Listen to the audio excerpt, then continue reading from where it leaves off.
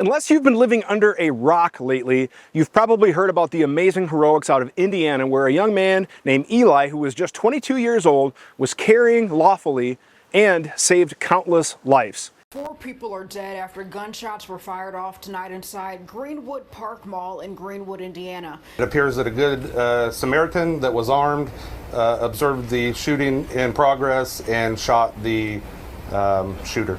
His actions were nothing short of heroic. Greenwood Police Chief James Eisen praising a 22-year-old now being hailed a hero. Elisjsha Dicken was legally carrying a handgun Sunday when a 20-year-old shot 5 people at Greenwood Park Mall.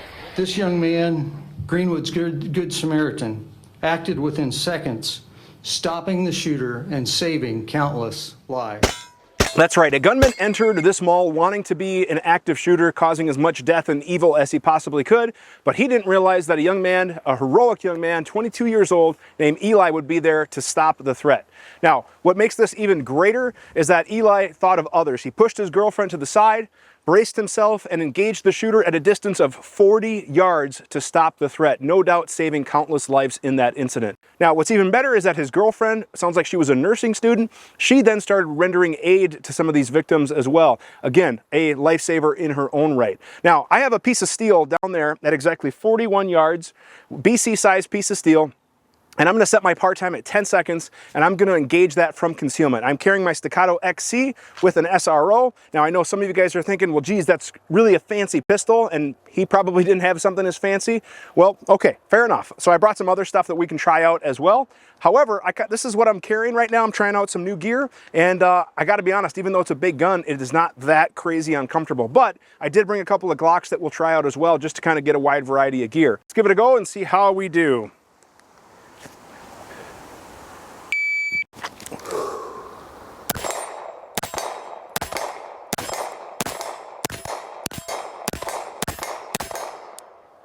So let's go check our hits, see how we did. I could hear them as hits, but I wasn't exactly sure how they are. I could definitely see some chest hits, and it's obviously, you know, not the most precise group, but chest-sized, 41 yards. Let's see how they look. You guys have already seen that because you're watching with me. I'm trying to do this in one take so that way people don't suspect me of like editing a bunch. So here's the target. 1, 2, 3, 4, 5, 6, 7, 8, 9, 10. So definitely not bad. I'm gonna paint this and then I'll grab a different gun and we'll try it all over again.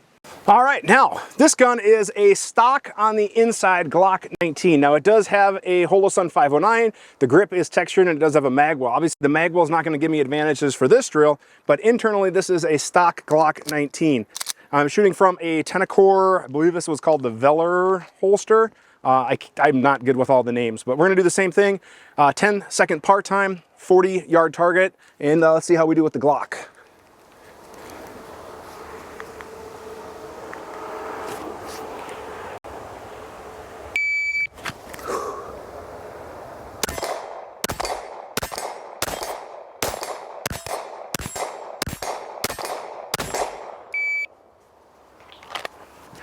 I definitely get spoiled with that trigger of a 2011. Let's go see our hits. I don't think it'll be quite as good.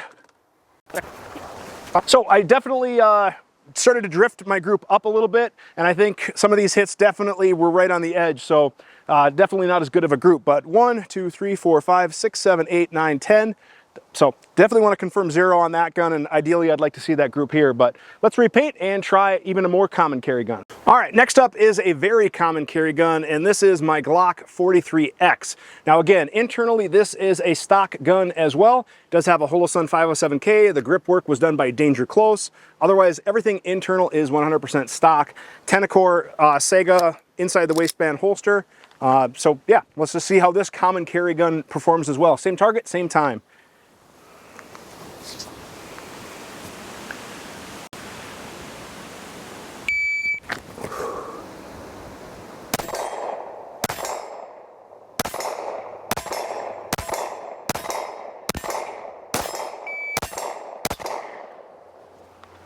All right, definitely went over time.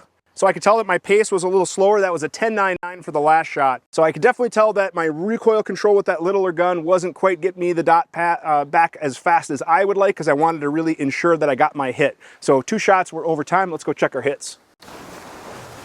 Okay, 1, 2, 3, 4, 5, 6, 7, 8, 9. I thought I had all 10 hits, but oh, maybe there's a number 10. So definitely not going to be winning any B8 drill groups here, but definitely go out and test your capability and see what you can do. Now, this was cold for me. The first shots that you saw were my first shots of the day. So this is definitely quite a challenge. Now, some of you guys are going to say, well, Dave, you have this fancy red dot gun. Well, I'll tell you what, if you guys can get Eli in touch with me, I will get him a gun and a red dot. I want to do that. I will use my industry connections. I'll pay for it myself if I have to, but we're going to make sure we get this young man the equipment he needs to keep doing good work. So the most important takeaway out of this is to get out and train. Now, I was doing this cold.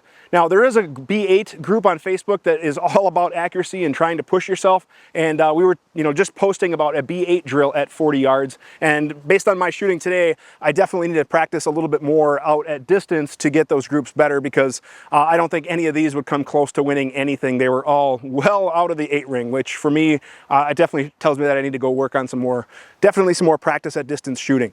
Get out and train with your gear. See what you're capable of. What if it was you that was faced with a situation like that? Would you feel confident being able to do that? Would you feel comfortable being able to do that? Are you familiar with that? And let's be honest, 40 yards, that is a significant pistol shot. I go to some classes and some states don't shoot beyond 50 feet, 45 feet. Granted, these are not typical distances for a pistol engagement, but you know what? You never know what hand you're gonna get dealt until you're at the table and the cards flop. So get out there and train. If you guys like the content, please like, share, and subscribe. If you want to support us, the best way is on Patreon. If you want to make a donation for the cause of me trying to get some good gear towards Eli, feel free to reach out. If you have any questions about this or anything else firearms related, send an email to the email address shown below. That is theqa@gunsandtactics.com. Thank you guys very much for watching, and have a great day.